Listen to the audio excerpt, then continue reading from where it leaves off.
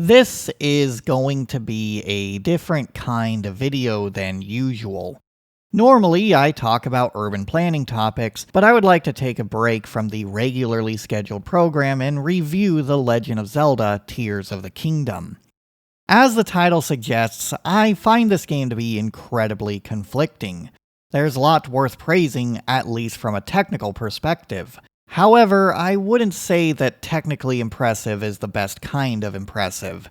This game fumbles in what I believe to be the core elements of a good Zelda game: a compelling narrative, an enticing world to explore, and fun, challenging puzzles.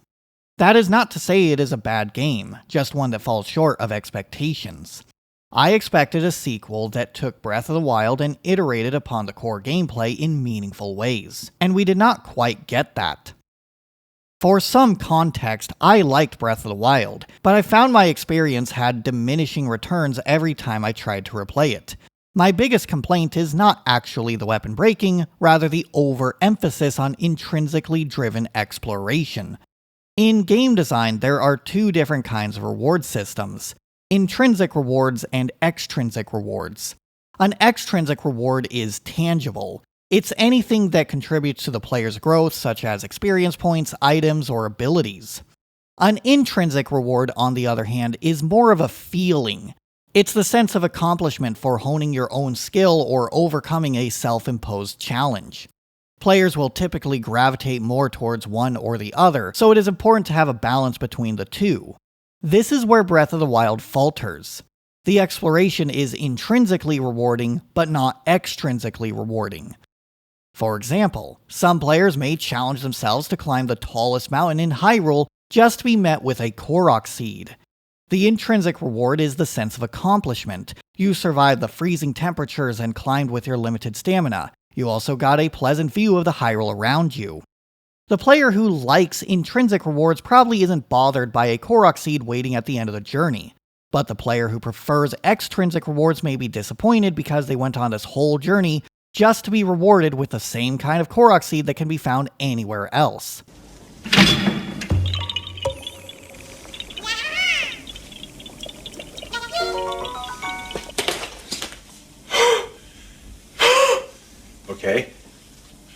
Okay.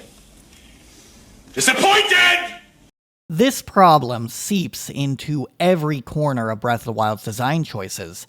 Every reward just became more predictable and less useful, and it got to the point where I felt less engaged with exploration because I didn't feel like it was worth it. I know the shrines are going to give me a spirit orb, but once I have enough health and stamina, it becomes less necessary to complete a shrine for more stamina or more health. I know the suspicious rock or target will give me a Korok seed, but as I accumulate more inventory slots, I have less of a reason to get more Korok seeds.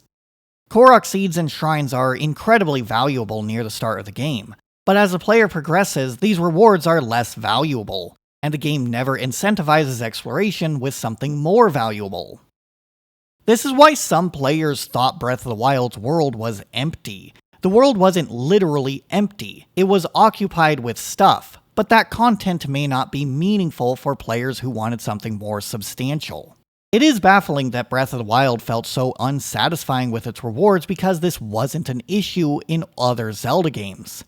Before Breath of the Wild, there was a formula where Link would gain different items over the course of the adventure, and this unlocked new combat abilities and opened up more of the world to explore.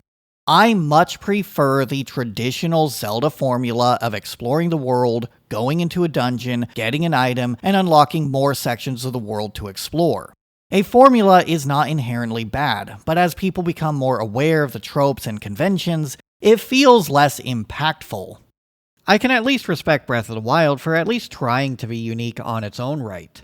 It was a breath of fresh air, and I can forgive at least some of its flaws because it was a first attempt at a Zelda game like this. However, Breath of the Wild broke the formula in the wrong way, and it injected a lot of questionable design choices. I believe the open-air concept that allows the player to go anywhere after the start of the game is ultimately a detriment to the game's design. The progression essentially plateaus after the aptly named Great Plateau. The player may get more health, stamina, better weapons, and better armor, But in order to accommodate this freedom, every location in the world had to be designed around the same 4 abilities. Every enemy had to be designed around the moveset that Link had on the Great Plateau. Every puzzle had to be designed around the Shikai Slate. Every location had to be designed around the idea that it could be approached from any direction. The game could not present an obstacle that wasn't already presented on the Great Plateau. This design worked well for the one region, but when expanded to the rest of the game's world, it loses its luster because the game fails to bring in any new gameplay concepts. The experience may be fine for the first playthrough, but it is so much harder to come back to because it feels like I have exhausted everything that is worth exploring. This was the biggest issue that I was hoping Tears of the Kingdom would address. Unfortunately, while Tears of the Kingdom may have addressed some of Breath of the Wild's criticisms, it does so in a lot of cumbersome and gimmicky ways.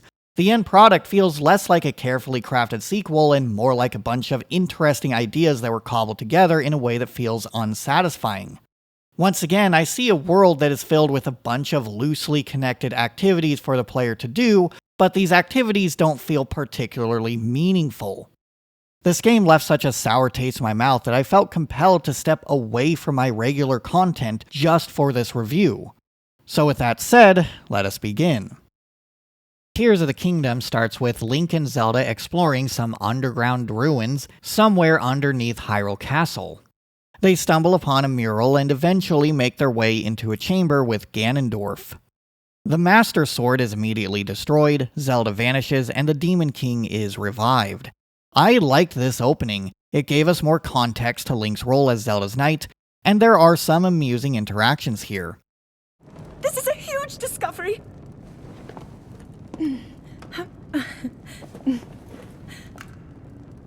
All right then, now to use this invention of Pura's. I'm glad I didn't leave it behind. It's so easy to record. You point it and click. Oh. Afterwards, the mysterious arm sends Link skyward, and he wakes up in the new Shrine of Resurrection. The Ghost King Rauru guides the player to the first 4 shrines. Each shrine gives Link one of his core abilities: Fusion, Ultrahand, Ascend, and Recall. Fusion allows Link to combine weapons and arrows into something with new properties. Ultrahand can be used to construct various contraptions for better navigation. Ascend can be used to ascend through ceilings. Recall can rewind any object that Link can interact with. The shrines function as a playground to learn how to use each of these abilities. Meanwhile, the entire Sky Island is a playground to get accustomed to the rest of the core mechanics. It's a fine opening, but it is also basically the same opening that Breath of the Wild had. Oh shit, here we go again. Link wakes up in a mysterious unknown location, a Ghost King guides Link at the start of the adventure, the first few shrines grants Link a new ability, and there are puzzles to allow him to experiment with it. The entire region is basically a sandbox to allow players to get accustomed to the game's mechanics. The player is given time to play around with cooking, finding Korok seeds, and the other general interactions. There's even a cold biome requiring the player to cook peppers. There are a couple of little differences here and there, but I was hoping for a more distinct introduction to make Tears of the Kingdom a more strikingly different game than its predecessor. Perhaps they could have fleshed out the cave section from the beginning and ended with an escape sequence where Link's new arm awakens with new abilities as he and Rauru's spirit tries to flee. There are all sorts of more creative ways to open the game than just copying what Breath of the Wild already did. I suppose the central mechanic that sets this game apart is meant to be Ultrahand. This mechanic allows the player to combine different objects and create contraptions. Zonai parts have specific functionality to create more complex vehicles. The player can build vehicles, bridges, boats, flying machines, and whatever else they can imagine. I'll admit, it is fun seeing the different contraptions people create. The issue is, I am not a particularly creative person. I can't just be given a tool, imagine something, and build it. I need parameters for what I am creating, otherwise it feels pointless. And this is the issue I have with Ultrahand. It never challenges me as a player to make any sophisticated contraptions. Part of the issue stems from the design of the world itself. Breath of the Wild's world was already designed around being able to rock climb, glide, ride horses, and so on. Since Tears of the Kingdom shares many of the same landscapes, the environments are once again traversable in basically the same way as they were in Breath of the Wild. In the early parts of the game, I had to build a raft to cross the river on the surface, but once I have unlocked a skip travel point on the other side, I no longer have a reason to do that again. There are plenty of skip travel points to get oneself close enough to where they are going that it doesn't really seem worth it to build a vehicle to get there. The towers further lessen the need to build vehicles because once you get access to a tower, you could just warp there, launch yourself into the sky, and glide to wherever you need to go. When the game does require the player to build something, the solution is given to them, either in the form of a bunch of parts littered around or the entire vehicle being pre-assembled. Why bother being creative if the game is just going to hand me the solution? The design of the world just doesn't really do enough to necessitate building vehicles to traverse it. Some Zonai contraptions can be used to create traps and weapons, and it does lead to some amusing challenges. However, the damage output is typically too low to make much of a difference during an actual fight. Why should I storm a Bokoblin camp with a monster truck that shoots lasers when it will probably be easier to fight them the same way I did in Breath of the Wild? Finally, Ultrahand can be used for puzzles, but I'm not exactly impressed with puzzles either. Oftentimes I see Ultrahand as a complicated tool designed to solve a simple problem. The player is typically tasked with building a bridge or moving objects to fit pieces together, neither of which seems particularly creative. Other opportunities to use Ultrahand boil down to a more versatile magnesis. Ironically, for a mechanic that is all about embracing player creativity, the puzzles that use Ultrahand feel woefully uncreative. It makes me want to see Ultrahand in a game that is not Tears of the Kingdom, so it can better embrace the idea. It's nothing against the mechanic itself, just how Tears of the Kingdom failed to make use of it for traversal, combat, or puzzles. Ultrahand honestly would work better in a game where Link could not glide, rock climb, or swim, and he instead had to construct machines that helped him travel around the world. As it stands, the opportunities to actually use Ultrahand are quite rare, especially when it comes to traversing the surface world. A central mechanic should not be optional, especially when it is this complex, otherwise the game is just not making a particularly good use of it. Fusion is the other mechanic that is designed to set this game apart from Breath of the Wild, and it somewhat addresses the criticisms with weapon breaking. A fused weapon lasts longer, has higher damage output, and it may have special properties. Despite this, I don't think the issue has quite been solved. The problem with weapon breaking is that it prevents weapons from being an extrinsic reward. Finding a new weapon should be exciting, and it should be something the player can get attached to. But this mechanic turns weapons into a consumable that the player is constantly having to replenish. Rather than being able to decide upon a specific weapon loadout, they are forced to hoard every weapon they come across like with any other consumable. I understand why weapon breaking is in the game. It makes battles feel more dynamic. When one weapon breaks, the player must quickly rush over to another that may not have the same playstyle.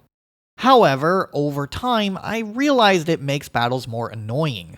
Early on, you can have enough skill to fight a certain monster, but not enough weapon durability. In later parts of the game, it can be difficult to engage in certain battles, knowing that it is better to preserve your weapons for mandatory encounters. Whenever you approach a Bokoblin camp, you always have to ask yourself, is the weapons you are going to get worth losing the weapons you currently have? It's also annoying that every swing with a weapon counts against durability. So if you have a quest where you gotta get a lot of logs, you better not pick a weapon that you actually like, otherwise it's gonna break as you're trying to chop down wood. It would be more palpable if weapon durability only mattered when you actually hit a monster, but instead, every hit counts. I have heard people compare weapon breaking to ammunition, but usually games with guns and bullets give the player melee attacks to fall back on when they run out of ammo. This isn't really an option in Tears of the Kingdom. The game also doesn't tell you if a weapon is close to breaking until it is a few swings away from shattering. while games with ammunition are constantly telling you how many rounds are left, so they can make a decision to purchase or find more ammo when they need it. The player is not given this information in Breath of the Wild or Tears of the Kingdom, so there is no way of knowing if it is time to discard a weapon in favor of something that is better, or to hold on to it until coming across something else. The fusion mechanic only further magnifies the problem. It's no longer good enough to just find a new weapon. Now the player must sift through all of their available materials and decide how to enhance it. Combat becomes more tedious because there is this extra step when preparing for every encounter. It's better to just zone in on whichever material has the highest damage output because that's all the weapons are about, finding one that does the most damage and using it. Getting rid of weapon durability would give players more flexibility for their weapon loadout. They can actually decide if they want to be a spear wielder, a broadsword wielder, or whatever. I think the developers could have found a better middle ground. I wouldn't want every weapon to be indestructible, just a few unbreakable weapons and shields that are hidden throughout the world. Skyward Sword, for example, has breakable shields, but after completing the boss rush at the tail end of the game, they are rewarded with a Hylian shield, which cannot be destroyed. Alternatively, they could have made it so the base weapons are weak, encouraging the player to fuse it with something, and have the fuse material be the only part that breaks. Overall, I think there are better ways to keep the spirit of weapon breaking without making combat tedious and worth avoiding. It certainly doesn't help that it is difficult to actually engage with the fusion mechanic itself. If I want to fuse a material to a weapon that is already in my inventory, I must go to my materials, navigate through a list of all the items I have, drop what I want to fuse, select the weapon, select the fusion ability, and then press the corresponding button to fuse. This is a lot of button presses that the player is going to be performing whenever they battle monsters and pick up a bunch of materials and weapons. It's fine for materials and weapons that are already on the ground, but I can unfuse from my inventory screen, so why not just let me fuse from it too? It's even worse with the arrows. If I want to shoot a bomb arrow, I must begin aiming my bow, press up on the D-pad to select a material, navigate through a list of all the materials in the game, and select one. I could sort by most used, which is a little helpful, but if I'm looking for an item that is more rare than others, or one that I just don't use that often, it will always be deeper in the list than others. There is no convenient way to spam arrows of a specific type. It makes me not even want to experiment with the mechanic. Why should I even bother fusing a leaf to my arrow when all I am trying to do is kill the enemy in front of me? I don't understand why this couldn't have been a more typical crafting system where some materials can be converted into bomb, fire, ice, or other types of arrows. I would have preferred a system that allowed me to make a bunch of arrows ahead of time rather than fusing each individual arrow every time I am shooting one. It just seems to me that the combat in Tears of the Kingdom just managed to take Breath of the Wild's combat and used fusion to make it more tedious. This game also has a lot of other baffling UI decisions. The mechanics themselves are well designed on a technical level, but the way the player is supposed to interface with the mechanics is questionable, and sometimes it makes me want to avoid even using them.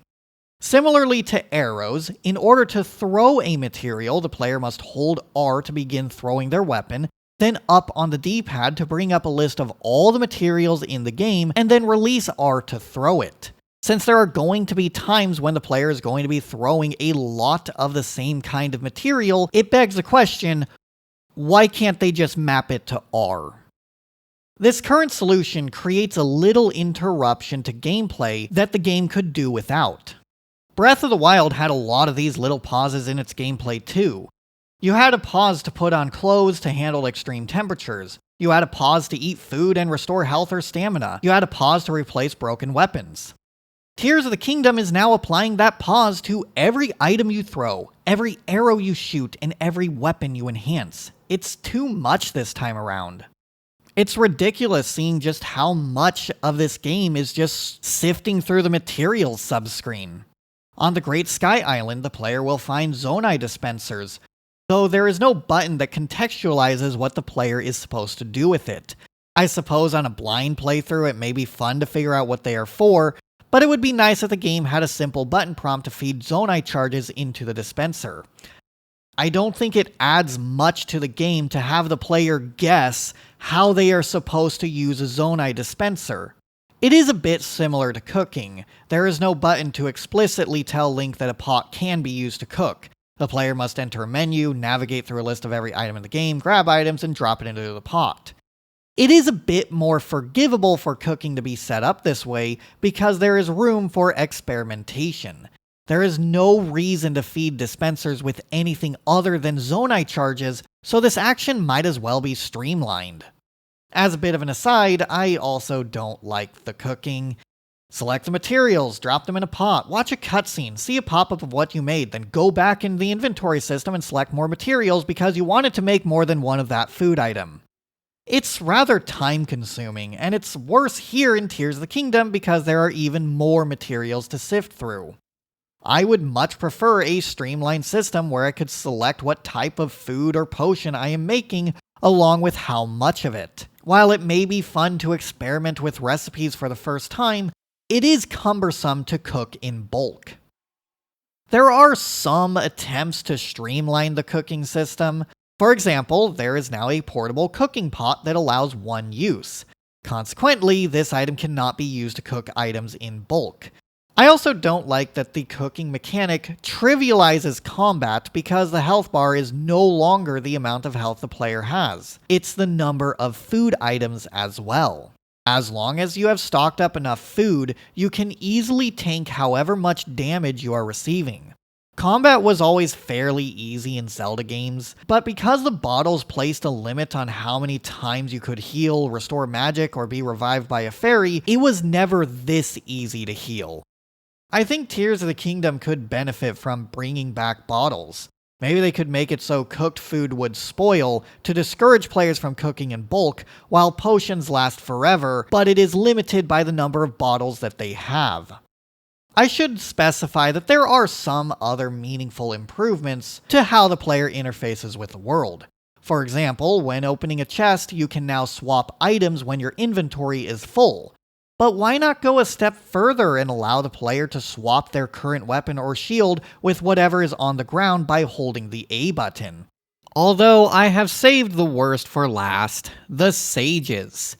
The sages have probably the worst control scheme imaginable. You have to walk up to the sage and press the A button in order to activate their power. And since you can have multiple sages running around at a time, the game quickly devolves into a game of running around and trying to trigger the correct A press. It's just annoying.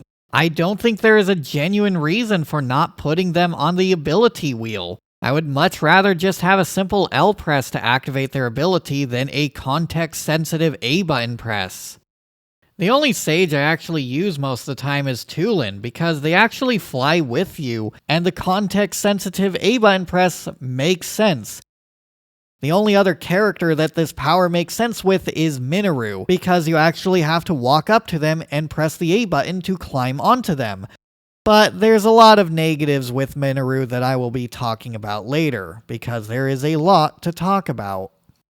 Anyway, at the end of the Great Sky Island, Link gives Zelda the Master Sword. Somehow, but I'll complain about the story later. Link then dives onto the surface, lands in a conveniently placed puddle, and begins the real adventure. I actually do like that the glider isn't immediately given to Link. It can be a fun, self-imposed challenge to see how much can be completed without it. In fact, in my first playthrough, I was playing on Pro Mode, which hides UI elements such as the minimap, so I didn't have an objective pointer telling me to go to Lookout Landing. I just started meandering from this point, but once I reached the shrine that needed the glider, I decided to just start the main quest. The main quest is nothing special. You go to Lookout Landing, meet Purah, who aged herself back to normal. I do wish we could have seen how she did that. I'm just going to mention this now so it doesn't need to be brought up later. I don't like how this game has voice acting, but it's really just characters saying a few words or sentences if they're lucky, fading to black, and then resuming the scene through text. I think if they really want to add voice acting for these games, they should at least commit to the major story cutscenes being fully voice acted or don't have it at all. It's really awkward seeing how often this game switches to voice acting and then back to text. Then you go to the castle, see Zelda vanish in front of you, head back to Lookout Landing, and get the glider. After getting the glider, Link is tasked with finding 4 regional phenomena. Once again, this is basically the same formula as Breath of the Wild. In Breath of the Wild, you had to go to Kakariko Village, speak with Impa, who gave you the quest to go to the 4 divine beasts. Funny enough, Impa and Purah are related. I guess exposition runs in the family. The regional phenomena are in the same regions as they were in the last game. One near Raito Town, one near Goron City, one near Gerudo Town, and one near Zora's Domain. The final boss is even at Hyrule Castle again. It's not the biggest deal, but I do wish they could have picked new regions this time around. With Tears of the Kingdom reusing Breath of the Wild's world, this was an opportunity to modify parts of the world that felt underdeveloped and really reshuffle the environments in unexpected ways. But instead, it looks like we're just retreading the same ground again. There are a lot of similarities between Breath of the Wild and Tears of the Kingdom's worlds. Towers are back, but instead of slowly climbing them, Link is launched to the skies above. Shrines are back, using the new abilities this time around. Korok seeds are back, with the only difference being the backpacking Korok seeds and a few different puzzles. In the lead up to Tears of the Kingdom's release, I remember people were concerned that it may not be exciting to revisit this world. If someone spent dozens or even hundreds of hours in the first game, would it really be exciting to explore the same familiar landscapes and encounter the same enemies? These concerns would usually be dismissed with a quick comparison to Ocarina of Time and Majora's Mask. And for those who do make that comparison, I have to ask, did we play the same Majora's Mask? Majora's Mask has a radically different opening than its predecessor. Ocarina of Time begins with tasking Link to find a sword and a shield. The shield can be purchased at a shop for 40 rubies, but the sword is hidden elsewhere. This is a clever way of teaching the player how to navigate the 3D environment and perform basic interactions. Afterwards, they must complete their first dungeon, the Great Deku Tree, and leave the forest. Majora's Mask, on the other hand, begins with Link being transformed into a Deku Scrub, then making his way to Clock Town. This is a shocking way of introducing the mask transformations and demonstrating that they have new abilities. The first thing shown to the player is the threat of the moon crashing into the newly discovered world, with 3 days until the apocalypse. Both the hook and the setting is unique to the series, which makes both of these games stand out when compared to other Zelda games and other games entirely. There may be a lot of repurposed character models, but they are recontextualized into new characters. Anju, who works at the Stockpot Inn, is not the cuckoo lady from Ocarina of Time. One has trouble remembering people's faces and an entire side quest revolving around her future missing husband, while the other just really likes cuckoos. To compare Breath of the Wild and Tears of the Kingdom to Ocarina of Time and Majora's Mask is to fundamentally misunderstand why people like Majora's Mask in the first place. I wish I could say Tears of the Kingdom was the Majora's Mask of Breath of the Wild, but sometimes it feels more like Breath of the Wild Master Quest. Okay, maybe I shouldn't go that far. It's more like Super Mario Galaxy 2 if Galaxy 2 released 6 years after the first one. Now that that rant is over, we can finally begin exploring this world. I am not fond of how similar this world is to the one we saw in Breath of the Wild. The changes from game to game feel largely superficial. I remember wanting to visit Kakariko Village because there were mysterious rings floating above the town. When I got there, I found there was a section blocked off because Zelda told them to. Oddly enough, Link couldn't supersede that order. I mean, do they know who you are? To my surprise, there were only 2 quests that had anything to do with these rings. One of them involved reading the tablets and reporting them to another character, while another involved going to the blocked off ring, which leads to a story quest. It feels like set dressing. At a distance, these rings seem significant, but on closer inspection, nobody really seems to mind them. I later went to Lorellan Village and found out that it was destroyed by monsters. There was a fun sequence to fight them and rebuild the town, but what gets constructed is the same village that stood before. It's a similar premise to the Terrytown side quest from Breath of the Wild, but what made that exciting was that it was a completely new town, not one that already existed. I also don't want to skirt around the fact that this game hyped up these monsters as pirates. I was hoping we would see a new pirate faction that ransacked the entire village, but instead it was just the same monsters we have already seen throughout Hyrule. By reusing the same bokoblins, moblins, and Lizalfos found anywhere else, it makes the whole sequence feel generic. It doesn't stand out when compared to the numerous other encounters with bokoblins, moblins, and Lizalfos. Fighting the monsters can be fun, but the developers had all this time to build off of Breath of the Wild's base and create new experiences, such as a pirate faction to interact with. What we ended up getting lacks substance when compared to what it could have been. Adding an actual pirate faction would have gone a long way to making this more memorable. The side quests are generally better than they were in Breath of the Wild, but the missed opportunity here is still disappointing. It's honestly kind of egregious just seeing how often this game falls back on populating its world with bokoblins, Lizalfos, and moblins. I do like the enemies that were added, but enemy variety is still just as much of an issue as it was in Breath of the Wild. What this game lacks that other Zelda games do well is having unique enemies for different biomes and different dungeons. When every enemy can be dragged and dropped into any part of the world, it feels like none of them belong anywhere in particular. Gibdos in the desert region was a good start, but it needed more stuff like this. The world would feel much more inhabited if there were Peahats around Hyrule Field, Freezards and Chillfos in the Hebra region, Torch Slugs and Dodongos around Eldin, that kind of stuff. Stuff that we got in other Zelda games. Moving on to Hateno Village, this one is redecorated to contextualize a side quest that features a feud between the mayor and the fashionista. I decided to take a moment to see what became of Link's house, and apparently it's Zelda's house now. She even has a secret chamber under the well. Link would never guess to light the torches in a Zelda game, she writes. It's a nice detail, but overall the village hasn't really changed that much. There are other wells like this dotted around the world which contain a few materials that the player may need, but there isn't a whole lot of reason to explore every individual well. They all blend together.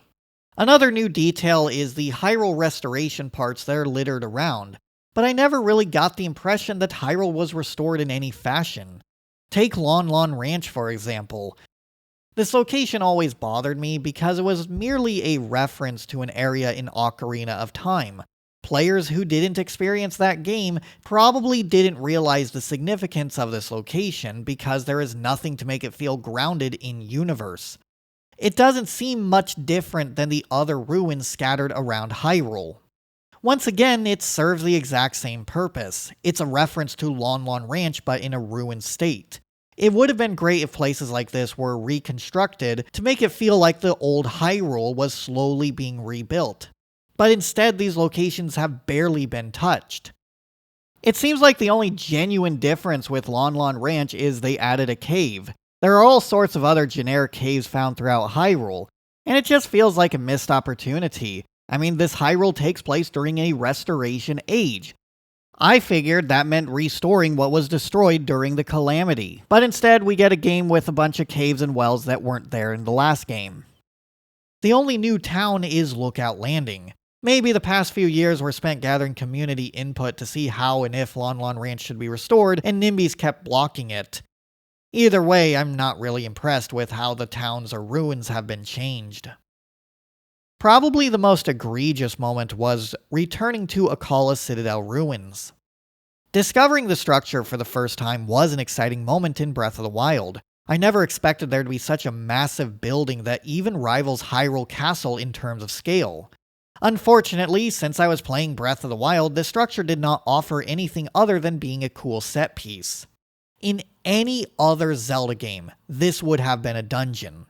Since Tears of the Kingdom was reusing the same world as Breath of the Wild, I figured the developers would take the time to repurpose landmarks like this and make them more meaningful. I suppose they attempted to do this by adding a cave and a couple of mini-bosses, but the rest of the world is littered with identical caves too. It lessens the impact when it feels like I have already explored plenty of caves in search of monster camp shrines and bubble gems, and I see a Kala Citadel ruins changed to add yet another cave. It's disappointing that this area was changed in the least creative way possible. It was at this moment that I realized I probably should stop expecting any major changes outside of regional phenomena. There are also changes that make Tears of the Kingdom feel afraid of being a sequel to Breath of the Wild. When someone begins Breath of the Wild for the first time, they are greeted with a scene of Zelda commanding Link to open his eyes, and he awakens in the Shrine of Resurrection. I wanted to revisit this area just to see if there was anything special, and I saw there was nothing. Well, there was a Yiga clan hideout that gave a useless schematic, but that's not much better than nothing. I was really hoping to see the Shrine of Resurrection again. It was such an important part of the story in Breath of the Wild that it somehow feels disrespectful to remove it. It's not just the Shrine of Resurrection either. The Guardians have vanished, so places like the Forgotten Temple are substantially less interesting. These areas used to be filled with a bunch of decaying and not-so-dead Guardians, but now it's just camps of the same kinds of monsters you can find anywhere else. The Guardians made it so these areas stood out, and what replaces them is substantially less interesting than what was there before. There's also no sign of the Divine Beasts either. The Divine Beasts were an important piece of Breath of the Wild's setting. It would have been nice to keep them around even if it was in more of a decrepit state. It's really strange seeing how the surface world was changed. We got a Hyrule that feels littered with a bunch of junk. We didn't get much restoration, especially when traveling off of the beaten path. There are new caves and wells, but there are too many of them for their own good, and they all have an overwhelming sameness to them. Some areas are actively worse without the presence of Guardians and Divine Beasts. The few times the game could have done something interesting and unexpected, it left more to be desired. Eventually, I stopped feeling compelled to explore the surface world. I probably would automatically like the game more if it didn't reuse the old Hyrule, or if the old Hyrule was radically different. A big part of Breath of the Wild's appeal was the exploration and visiting this overbuilt world. But now that I am revisiting a world that I already know about, there is nothing to explore. There is no sense of discovery, and I don't really get much excitement from seeing how these places have changed. I do wish the developers showed more restraint in which parts of the world can be explored and when. I certainly understand the appeal of being able to explore anywhere from the start of the game, but I don't want unbound freedom. I want restrictions and creative solutions to overcome those obstacles. Every location is accessible with minimal preparation.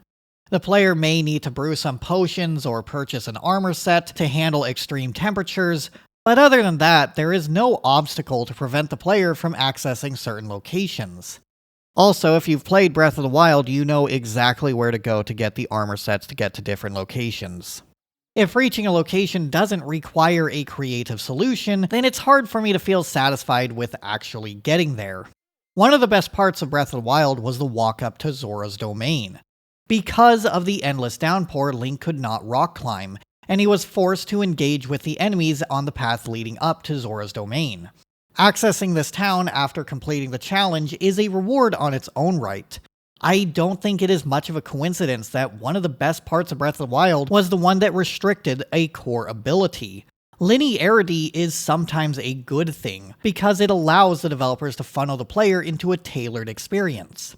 If the solution to getting to Zora's domain was go to a sky island and fly to it, then the lead up wouldn't have been nearly as interesting. Much like how a game can feel too restricted, it could also feel too open. I would argue Tears of the Kingdom is when a game starts to feel too open. Between the towers that launch you into the air, the ease of being able to make vehicles that can fly around, it makes it so any navigational challenge can easily be circumvented just by building a Zonai contraption launching from one of the towers, or by climbing some rocks and gliding around. Albeit part of this was kind of an issue with Breath of the Wild, it is now so much more apparent in Tears of the Kingdom because there's a lot more flexibility with how Link can move around. This creates a world where there isn't really much of a navigational challenge for getting from location to location. Tears of the Kingdom doesn't even use the difficulty of enemies in order to funnel the player into different routes for exploration. Instead, it has a weird hidden experience system where, as the player kills enemies, those enemies level up. At the start of the game, they will encounter a lot of red bokoblins, and over time they'll become blue, black, and eventually silver bokoblins will start appearing. On paper, this sounds like an interesting mechanic, but the reason you have stronger and weaker enemies is to guide the player onto an intended route. In the beginning of the game, Pura suggests to explore the regional phenomena in Raito Village first.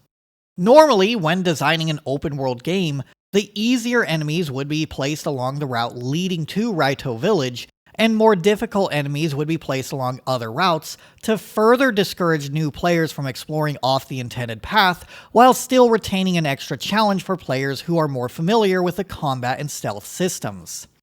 The hidden experience system makes the difficulty of the world feel uniform. There is no location that offers a greater challenge than the other, and I would rather the hidden XP system be removed in favor of allowing stronger and weaker enemies to coexist within the world. It's okay to make a direct route more treacherous and dangerous than the indirect route. That makes exploration more interesting because players can opt into an extra challenge by taking a harder route. Our path was set by the travel agency. That's for schoolgirls. Now here's a route with some chest hair. I don't want to make it sound like nothing is new. There are two major new regions, the Sky Islands and the Depths. The trailer spent a lot of time emphasizing the Sky Islands, implying they would be a substantial role throughout the game. Unfortunately, the best Sky Island is the Great Sky Island, and the rest of them pale in comparison.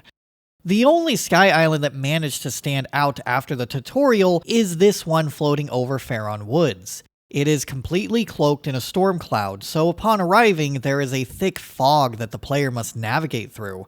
I kept pushing forward until finding a green glow of a shrine. I also found this mysterious door that needed 10 hearts to open. This compelled me to quickly go back through the other shrines so I can get enough health to open it. Upon opening the door, I found a strange mask-like object that pointed me off into a general direction. I glued it onto a wing, soared over, and a structure emerged from the ground. The structure contained an elevator that took me down into the depths, where I discovered a secret 5th dungeon. This Sky Island blew my mind. It had a unique navigational challenge and a visually striking setting, and it actually led me to something that was completely unexpected. If the rest of the game was filled with stuff like this, it probably would have been one of the best games ever made. Sadly, the rest of the Sky Islands are less creative. They can be sorted into several categories: fall through the rings challenges, extensions of the labyrinth, zonai dispensers, and launch platforms. As I filled in more of the map, I realized there wasn't actually a whole lot of sky to explore.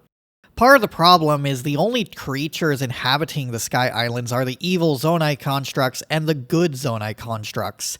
A robot isn't much of a character. Since each friendly robot acts the same as another, it doesn't really add much to the game. The enemy zonai constructs are just robotic bokoblins. Maybe I didn't catch how they were distinct, but it seriously felt like each of these zonai camps could have been swapped with bokoblins and it wouldn't have made a difference. A lack of enemy variety was a common complaint in Breath of the Wild, and this isn't really helping. There is one enemy that is frequently found on the Sky Islands that is a good addition, the Flux Construct. I adore how it plays into Ultrahand and Ascend, because you have to tear off these different parts of its body in order to expose the weak spot. Fighting the Flux Constructs is definitely a highlight of Tears of the Kingdom. Unfortunately, it doesn't quite make up for how mundane the rest of the Sky Islands actually are. There are also some other collectibles up here, such as old maps that will help find a special treasure in the depths. There's also Sage's Wills, which can upgrade the Sage powers, and there are Korok Seeds. So that's all that's really up here. 2 good Sky Islands, a fun mini-boss, and a bunch of filler. While the Sky Islands were disappointing, there is another new region that seemed exciting: the Depths. Discovering this region for the first time is arguably one of the best moments in the entire game. You dive down this hole and see a world cloaked in darkness. This is the ultimate concept. A vast world has been hidden underneath the surface of Hyrule, and now it is time to uncover it. Every time you activate a light root and throw a bright bloom, you slowly shed light on what is down here. Each time I plunged into the depths and lit up more of the underground, I realized there is an overwhelming sameness to the region. Rather than creating unique biomes for the entirety of the depths, they all look like the same biome with the same familiar fauna, ruins, and enemies. I kind of wish the chasm wasn't just a reflection of the surface world above, and it instead felt more segmented. Each opening should take the player to a new location. Part of what dampens the enjoyment is you could plunge down into a location that you already explored. The simplest fix to this is make it so the holes lead to different parts of the depths, not just one homogeneous biome that spams the entire length of Hyrule. There is one point where the game almost does something like this: Korok Forest. The forest cannot be reached from the surface, and the only real option is to get there from the underground. I made my way into a grove, ran past a battle with Phantom Ganon, and found something that allowed me to ascend to the surface world. Upon arriving, I found the Koroks were trapped in a strange trance, and there was a fog oozing from the Great Deku Tree. Seeing this for the first time was phenomenal. Finally, a striking difference between the same area in Breath of the Wild and in Tears of the Kingdom. This is what I have been waiting for. Then I dove down into this hole to battle Phantom Ganon. Again. And you wonder why the lack of enemy variety is a problem? After he is defeated, things go back to normal. I do wish the Great Deku Tree could have been a dungeon, like good old times. Much like with the rest of the game, the sequence leaves a feeling of, oh, I guess that's it. I actually do like this idea, but it doesn't feel fleshed out. The Koroks made no mention that something was wrong with their home. I had to find out myself. The problem was instantly resolved. It feels like purging the gloom should have taken more work. What if it was tied to activating the light roots in the chasm? Suddenly, there would be more layers to exploring the underground and freeing the Koroks from their weird trance. Nevertheless, it is still a fine premise, and if the game had more moments like this, it would better justify the new underground region. As it stands, there just isn't enough to connect the depths with the surface world. There are certainly highlights to this region. I like how they incorporated the Yiga clan. It was fun to stumble upon them as they used their Zonai contraptions. The Franks was a fantastic enemy addition. Sometimes when diving into the depths, this creature was waiting and it lunges after Link to gobble him up. It's terrifying and unexpected, which is exactly what a region like this needs. Overall, my biggest complaint with the depths is really just that it feels underdeveloped. There just isn't really much here to make it stand out on its own. And this also extends to what rewards the player for exploring the depths. Here, the player may find armor pieces. These are mostly repurposed amiibo rewards from the last game. This isn't inherently bad, but it does feel like padding. It certainly doesn't help that this game relies too much on armor pieces as rewards for exploration. It feels like the developers wanted to make exploration feel more rewarding, but constantly fell back on armor pieces because this game refuses to have items. Another collectible is the Yiga schematics. At each of the Yiga hideouts, there may be a schematic that adds another contraption that can be built with auto-build. The utility of these schematics often leaves more to be desired. At no point did I feel the need to use any of them, so while it is technically a unique collectible, it doesn't feel like much of a reward. It's just another thing that fills the inventory. The chasm is also littered with a bunch of other collectibles. In the depths, the player will also find Zonai fragments, which can be spent at forges to get crystallized charges and Zonai charges. The crystallized charges can also be found by defeating certain monsters and opening certain chests in the depths. These can then be processed to upgrade your battery. The chasm is also home to the Pose, which can be spent at a bargainer statue for dark clumps and special outfits. The Pose and Zonai fragments are effectively another currency within the game. It's at this point where I start to wonder if all these collectibles are a bit cumbersome. There's a lot more to manage this time around, and sometimes the utility is not apparent. The player's first time getting a bubble gem is in the Great Sky Island, but until they meet this character named Colton, they will have no idea what it is used for. pose kind of have the same issue. If you never interact with a bargainer statue, you won't know what to use pose for. Some collectibles seem added for the sake of it, such as sleepover tickets. Did we really need another function for stables? Was being able to store your horse not good enough? It certainly doesn't help that some of these collectibles need to be redeemed for the actual reward. It's not good enough to just get spirit orbs, Korok seeds, or crystallized charges. Each of these need to be taken to some NPC such as Hetsu, a goddess statue, or some Zonai constructs in order to be processed into the battery upgrades, the inventory slot upgrades, or heart containers and stamina containers. It doesn't just give you the extra reward, and it's pretty tedious just how many objects have this unnecessary extra step between the item that fills in your inventory space and the actual reward. The game kind of brings this lack of satisfaction with getting reward on itself. The weapons break, so those can't be permanent rewards. It insists that inventory can only be expanded through Korok seeds, so there can't be pouches like there were in Skyward Sword. Spirit orbs replace heart pieces, so those can't be rewards either. Bottles no longer exist, so Link can grab however many fairies, fish, bugs, and potions as he wants.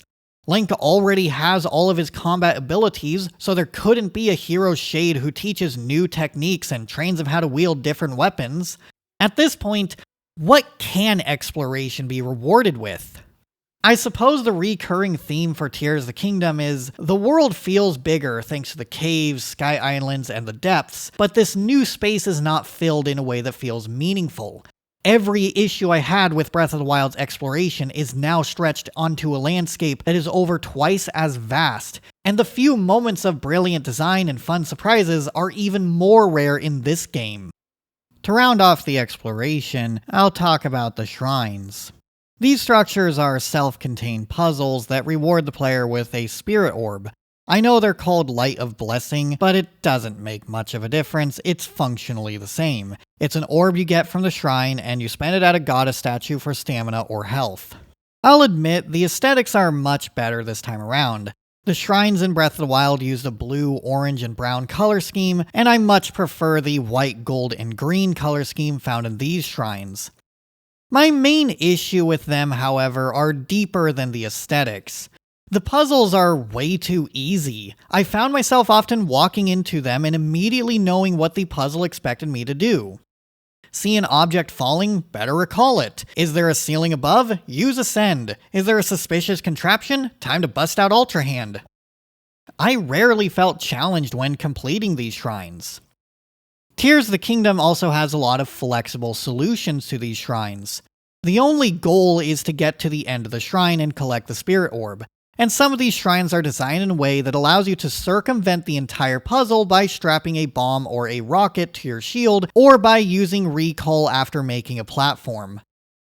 One of the more challenging shrines is built for rails. The intention is to have the player build contraptions that can ride the rails. Alternatively, the player could build a really long bridge, then they could glue these fans together, fly up to the ceiling, and glide to the other side. What is even the point of a puzzle if the puzzle part is going to be optional? Now remember, solve the maze in the shortest amount of time and claim your Chunky Puffs. Go! Wait for me! And I win! Chunky Puffs! Excuse me, Ed? Not that you'd understand the geometry involved in such an endeavor, but that isn't how you go through a maze! It certainly doesn't help that some of these shrines are for tutorials. Man, if only there was a tutorial section of the game where these teachings would have been more appropriate. There's also no mystery to these shrines. In other Zelda games, there is a bit of surprise in finding what the key item in a mini-dungeon would be, but these shrines always reward the player with a spirit orb and an optional chest. I eventually got to a point where I avoided completing the shrines until the game explicitly told me that I needed more stamina or more hearts. Otherwise, I only activated them for skip travel points. 152 shrines is a ridiculous number, and I would rather these challenges be consolidated into fewer, more meaningful mini-dungeons than have an absurd number of shrines. In fact, some of these shrines are already basically the same as each other. This is footage of two different shrines, but they both involve using the hydrant to make platforms from the lava rivers. These two can be consolidated into one shrine without losing out on much. I would rather have fewer, more memorable mini-dungeons than a bunch of shrines scattered across the map. Moving on to the main quest, there are 5 different temples in the game. The temples can be split into 2 parts, the lead-up and the actual temple. The lead-up is always the same premise. The player investigates a regional phenomena, meets a character from Breath of the Wild, and both Link and the other character makes their way to the dungeon. The first regional phenomena I investigated was at Death Mountain. All of the Gorons seem to be hypnotized by this marbled rock roast. When we arrive, we find Yunobo is handling this whole marbled rock roast operation. Then he is defeated in a trivially easy boss battle. Of course, it turns out Yunobo was being mind-controlled, and he can't remember what Zelda said to him. This is a minor issue, but I hate how often this game is fading to black. It makes the presentation of the game feel cheap. It would have been nice if there were more seamless transitions. In retrospect, I am glad I did this regional phenomena first.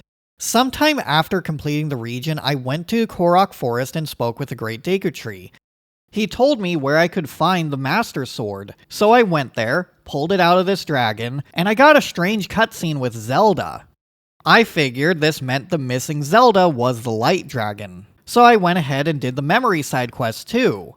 If you get to this point like I did, you will discover that the missing Zelda is actually the Light Dragon who was flying around Hyrule. I effectively found Zelda's whereabouts, but the game didn't acknowledge it.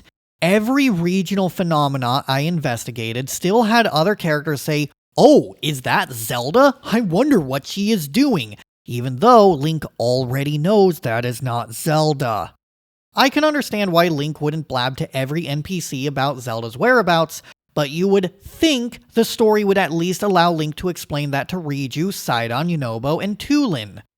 I guess the developers wanted a big reveal that Phantom Ganon was Zelda all along, but who else would it be?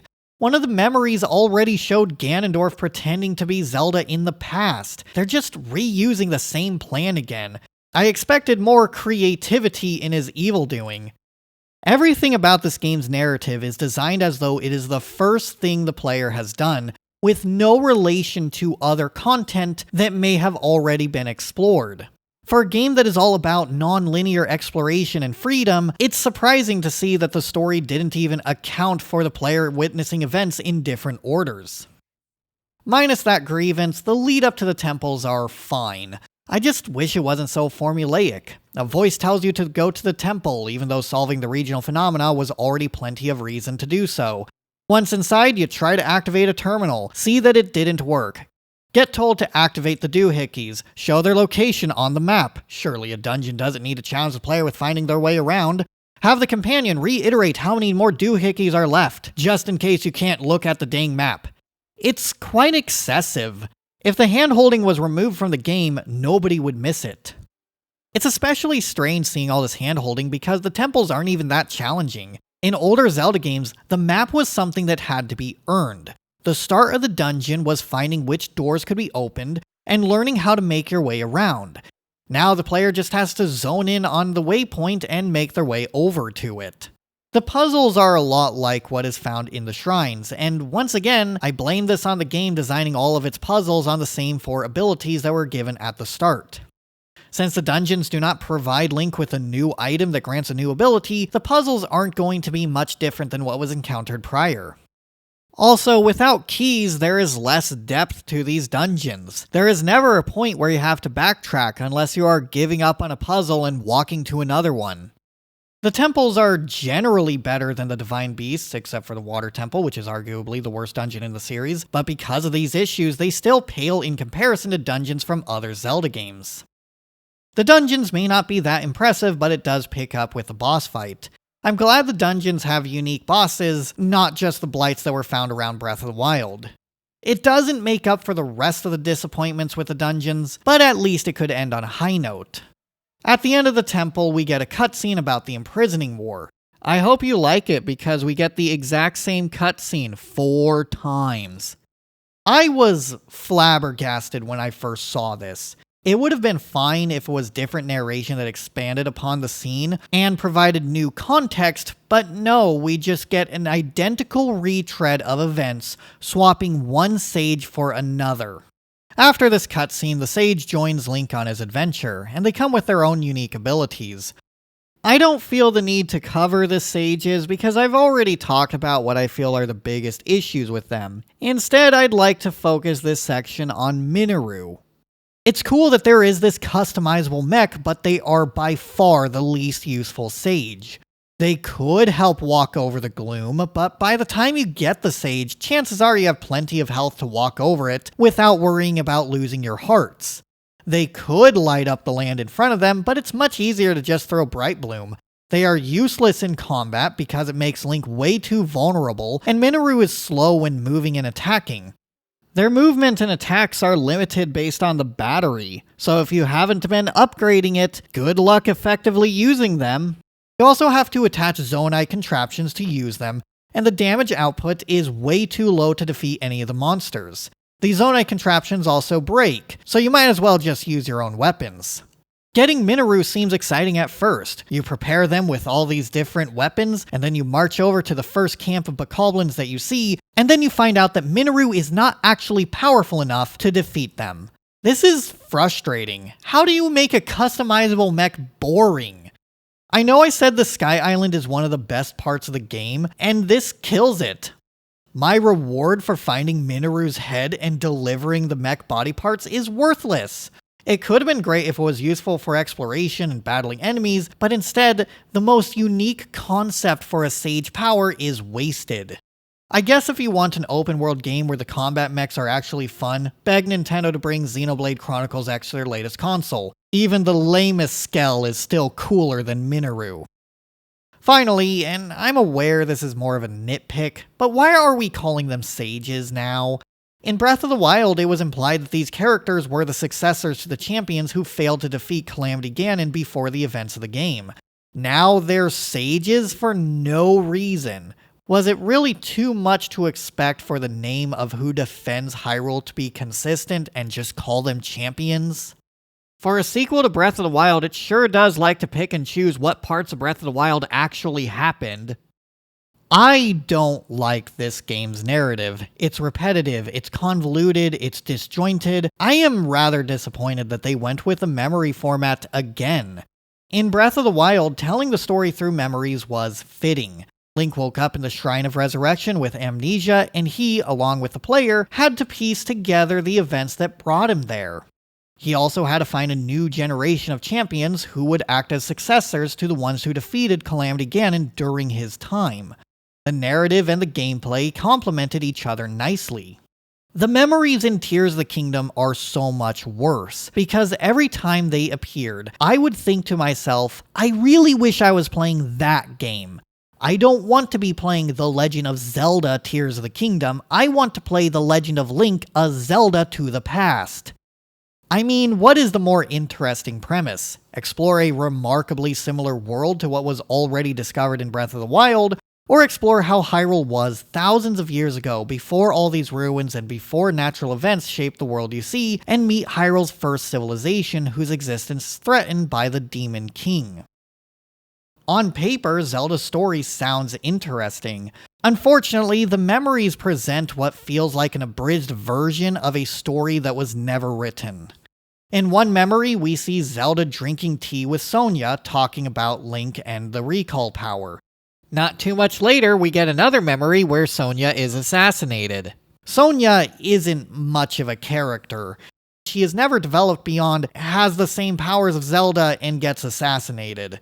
Without developing this character, this event has no emotional impact. These memories can also be seen in any order, so you can watch the scene immediately after Sonia is assassinated, and then watch her be assassinated.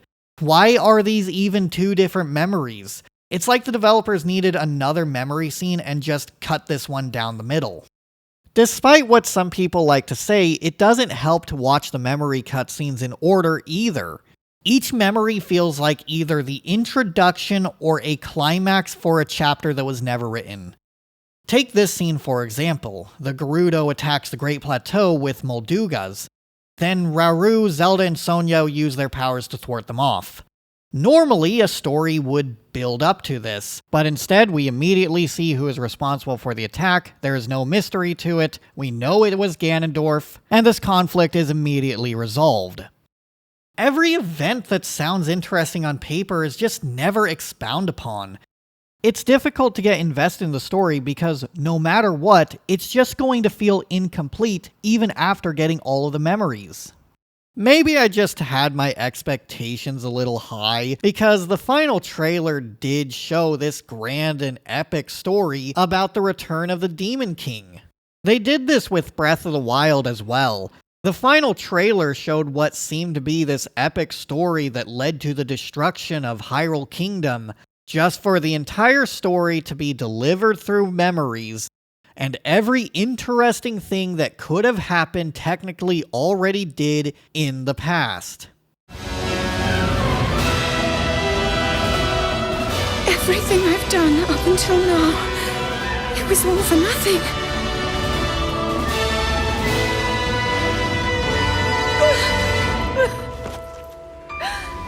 It's hard not having a sour taste in your mouth when you just feel misled by the trailers, and the story you actually got doesn't seem like the one that was really advertised. It's too bad I can't look forward to story in Zelda games anymore. They always had simple yet serviceable stories, but now they're not even that much.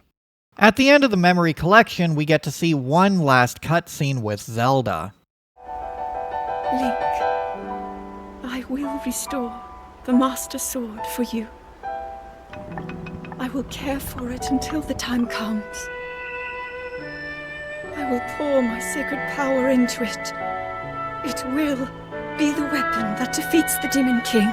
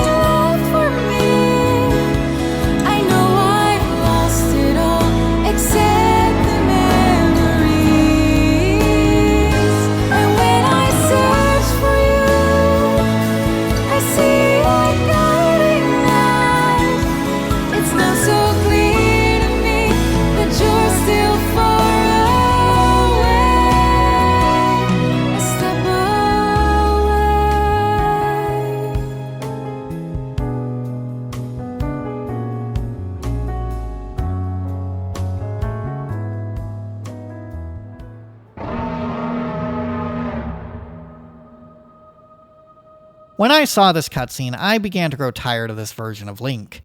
He is expressive when cooking or eating food, but not right here when it matters. Link is Zelda's sworn protector, but upon discovering that Zelda dragonified herself and has been flying over Hyrule for thousands of years, we get nothing. Link is supposed to be an audience surrogate, which isn't inherently bad, but they should at least react in ways the audience would. They should show some sadness that Zelda has been leaving tears of the kingdom. I understand there are story reasons for why Link is stoic, but that is all the more reason he should get more emotional towards Zelda's sacrifice. It would add more weight to the scene. I don't want to mistake his lack of silence for a lack of grief, but the game doesn't really show me how he is grieving. I even went back to Dragon Zelda to see if there was a special interaction after finding the memories, and there was nothing. It would have been a nice detail if Link could sit down and run his hands across the fur and pantomime talking to her about the adventure so far. Take a look at Cyberpunk 2077, for example. Or skip to this timestamp if you do not want any spoilers about Cyberpunk 2077. There is a character named Jackie who is introduced in the prologue, but he dies after the heist at the beginning of the game. See you in the major leagues, Jack. After Jackie dies, the player can go to his offerenda, which is a side quest where characters just grieve their loss and talk about Jackie. A detail some players may have missed is that you can actually call Jackie on his phone and leave a somber message. So, I went to your funeral. God, that sounds so weird to say, right? Mama Wells, well, her heart's broken, but she's hanging in. She's tough. A lot of people showed, actually. Campo Horta sent someone, too. The guy did read from a card, but, yeah, there was a lot of respect. Warmth. Wish you could have seen it, Jack. Sure you would have liked it. I'm glad the scene is here because it is such a creative way of developing Jackie's character even after death. It's always a good idea to give your story time to allow characters to process and grieve their loss, but this never actually happens in Tears of the Kingdom. Zelda's sacrifice exists in its own bubble. The only other character who finds out that Zelda is gone is Impa, and all she says is she will try to find a way to bring Zelda back, but this never really goes anywhere. It's especially egregious seeing the way Link reacts to this, because other Zelda games did a much better job making it so the main character seemed at least emotionally invested in the story. In Wind Waker, Link's sister Ariel gets kidnapped by the Helm Rock King, and his response is to recklessly charge after her. Then he joins Tetra's band of pirates. Look at how sad he is to leave his hometown, making sure that his grandmother sees him waving goodbye. Skyward Sword Link runs up to Zelda when she is sealing herself away and bangs on the crystal that is forming around her. Link may be a silent protagonist, but in other Zelda games he was capable of showing the emotions that the story needed. This new incarnation cannot even accomplish that much, and I genuinely cannot wrap my mind around why this was even changed. Whatever relationship Link and Zelda has in Tears of the Kingdom isn't really explored. We get some nice scenes with the two of them in the beginning of the game, but it never follows through with it. It's too bad the narrative was botched to this extent because it is a solid premise. It probably would have worked better in a traditional Zelda game that could have a 3-act structure. Unfortunately, since this game insisted on delivering a story through Zelda's memories, we got a narrative that doesn't build to anything, doesn't raise the stakes, and has no awareness of other events. The storytelling ruins what could have been one of the most enticing stories in the series. After completing the main questline and getting all the memories, I reluctantly made my way to fight Ganondorf.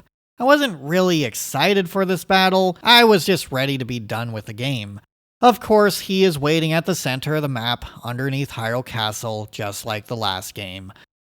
I dove down into the hole, and the lead up to Ganondorf is a cave with monsters that can easily be avoided.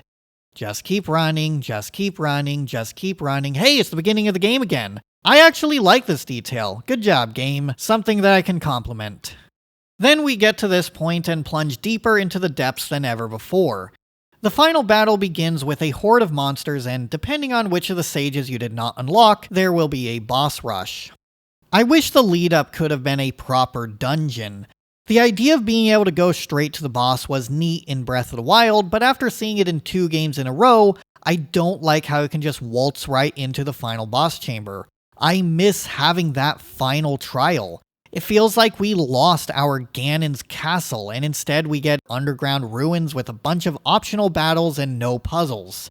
Much like with the Great Deku Tree, it was prime real estate for another dungeon, but what's actually here leaves more to be desired. As for the final fight against Ganondorf, it's fine. I probably would like it more if the setting was more interesting. It is kind of silly that throughout the entire game, he's just been hanging out and waiting for Link to show up. Although the dodges can be pretty excessive, especially in the second phase, it's obnoxious that you can hit him from behind and he still finds a way to dodge it. I guess this is how the monsters feel when you get a flurry rush that you clearly shouldn't have. Once you complete the first 2 phases, Ganondorf swallows his secret stone. I do like the visuals of this final phase and how it brings Zelda into the fray. At this point, you already won, so all you have to do now is slash away. It is a fun sequence, and I really do like how it makes use of the sky area for the final battle. After the final boss, Zelda's sacrifice is undone. I am not against Zelda being turned back into a human, but it does come out of nowhere. It seems like she was gone forever, and now we find out that Sonia and Rauru can just channel their power and revert her to the point from before dragonification? If this was an option, why didn't they say anything earlier? An ending like this is going to draw criticism from people who either don't like this kind of ending in general, or people who think it is a cheap way of creating a happy ending. I am on the latter camp. Without doing anything to allude to this being possible, this whole scene feels unearned. It's difficult to get invested in saving Zelda when I did not have to accomplish anything for Zelda to be turned back into a human. I did not need to get the spiritual stones, I did not need to get the memories, I did not need to get the Master Sword, I didn't even have to awaken Minoru. Zelda clearly puts her trust in this character, and she was useless. Well, my work is done here. What do you mean your work is done? You didn't do anything. Didn't I?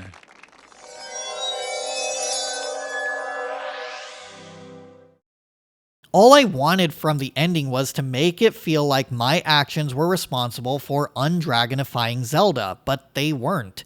She would have been brought back regardless of what I did.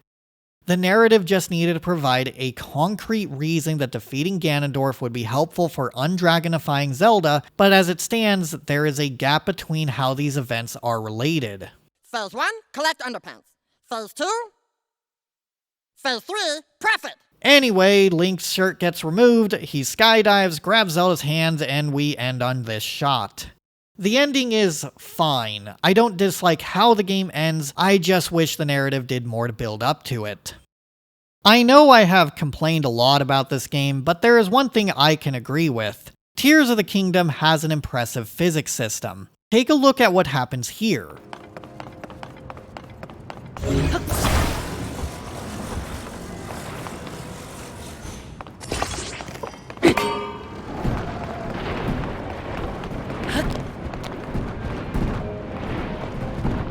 On the surface, it may not look like much. It is a contraption that pulls a bridge over a lava lake. However, there are a lot of impressive calculations to handle these physical interactions. There needs to be a system that can handle the friction between the wheels and the ground beneath them in order to pull the device forward. It also needs to have a system of joints with each segment on the bridge. The joints must be able to handle the tension as the bridge unfolds and the vehicle pulls it to the other side. All of this happens without any bugs. It just works. It's a level of it just works that not even Todd Howard has been able to achieve. At the same time, when you look at this as a puzzle, it's boring. Every problem is, I need to get to the other side, and every solution is glue stuff together and make a bridge. There is no challenge to the shrine whatsoever, it doesn't throw in an interesting or engaging puzzle, and it's one step away from being solved. If someone doesn't understand the technical reasons that this bridge is impressive, it's boring, it's forgettable, it's a nothing burger of a shrine. The Zelda team managed to create a robust system for its Zonai contraptions and other physical interactions, but sometimes it feels like this is all the game has going for it. I already complained about Minoru before, but let's take a look at this door in Minoru's construct factory. When you tap on the door, the chains wrap around the wheel and tug the door upwards. Normally, a game would make this an animation, but Tears of the Kingdom's physics takes no shortcuts. This door is just as interactable as anything else. Meanwhile, Minoru did not receive nearly the same level of care, as her construct cannot even defeat the first few bokoblins you encounter with it. This game immediately tells you that Minoru is worthless and you wasted your time assembling her body. The few times this game could have done something genuinely interesting, it didn't. If I had to choose between a realistic chain door and a customizable mech that is fun to play around with, I would much rather have the mech. This is why this game bothers me so much. Critics of Breath of the Wild would typically describe the game as a good game, just not a good Zelda game. It was missing that special something in terms of narrative, dungeon design, and gameplay progression. There was always an assumption that the sequel would find a better middle ground between traditional Zelda games and this open-air experience. I held on to that hope, and what we ended up getting was a Zelda game that doubled down on Breath of the Wild while also feeling inferior in some respects. When I contrast this door to Minoru, it becomes apparent that the physics and the Zonai contraptions were the priority. It wasn't a compelling story, not interesting interactions with the companions, not a better progression system, not a radically different Hyrule to explore, not memorable dungeons with unique challenges, not a boatload of unique enemies to inhabit the world, not even adequate UI design. The Zelda team sought out to make a game where you can build a monster truck that shoots lasers at bokoblins. But what do you do after that? Build another monster truck and destroy another monster camp? It's like this game cannot decide if it wants to be a sandbox with a bunch of mess around mechanics or an adventure game. When you play this game as a sandbox where you meander around the world and mess around with physical interactions, it's phenomenal. However, when you play it as an adventure game with a progression system, interesting quests and dungeons along with a compelling narrative, it is mediocre. I do believe this game is centered around having mindless fun. It can be amusing to battle the different monsters and mini-bosses, cobble together different Zonai contraptions, help Koroks find their friends, and participate in the other mini-games and activities that it has to offer. However, when I look at these activities in terms of the cohesive whole with the rest of the game, it all feels so shallow. Tears of the Kingdom ultimately failed to iterate upon Breath of the Wild in meaningful ways. It's not a particularly good sequel, and it feels further separated from traditional Zelda than Breath of the Wild was. It's difficult for me to like Tears of the Kingdom because now it confirms that the series is departing from the gameplay experiences I grew fond of. I think I'm now burnt out of this new Zelda formula. Ocarina of Time was my introduction to the series, and the traditional formula didn't grow tiring until Skyward Sword. Meanwhile, this new convention for the series already feels worn out after just 2 games. Unless the next Zelda can do a better job synthesizing the gameplay progression of traditional Zelda and open world exploration, I'm probably not going to stick around for a third Breath of the Wild.